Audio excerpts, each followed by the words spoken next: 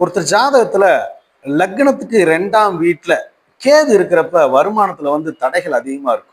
நம்ம உரிமையவே வந்து கேட்க முடியாது. நமக்கு வரக்கூடிய சம்பளமோ, நமக்கு வரக்கூடிய ஒரு லாபங்களையோ கேட்க முடியாது.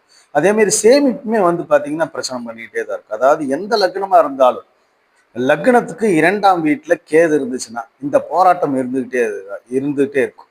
அதுக்கு அவங்க வழிபாடு அப்படின்னு பார்த்தா சங்கடகட சதுர்த்தி, தேய்பிரையில் வர சதுர்த்தி வந்து விநாயகர் சென்று வழிபட்டு வர்றது ரொம்ப விசேஷமா இருக்கு. இந்த நிலைமையெல்லாம் மாற்றக்கூடியதா இருக்கு. அதே மாதிரி எப்பவுமே வழிபாட்டுல நமக்கு பலன் கிடைக்காதப்ப சில நேரங்கள் இந்த ராகு கேதுக்கள்ல வந்து பாத்தீங்கன்னா நம்ம எத்தனை கோயில்களுக்கு போயிட்டு வந்தாலும் கூட விட கிடைக்காது.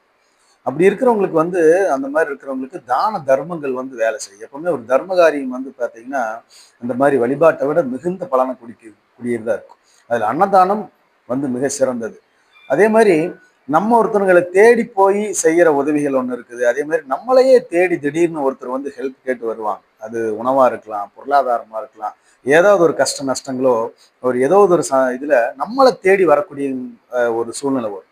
அப்ப நம்ம அந்த உதவியை செய்யறப்ப இந்த மாதிரி லக்னத்துல 2ல கேது இருக்கிறவங்க அந்த தர்ம காரியத்தை செய்யறப்ப இந்த நிலைமை மாறும். அவங்களுக்கு சேமிப்பு தங்கும், பணம் பொருளாதாரம் உரிமையா உயர்வடையும். இந்த நம்மளுடைய உரிமைகளையே கேட்கறதுக்கும் கூட அந்த இடத்துல ஒரு போராட்டம் இருக்கு. அந்த நிலைமைகள்லாம் மாறும்.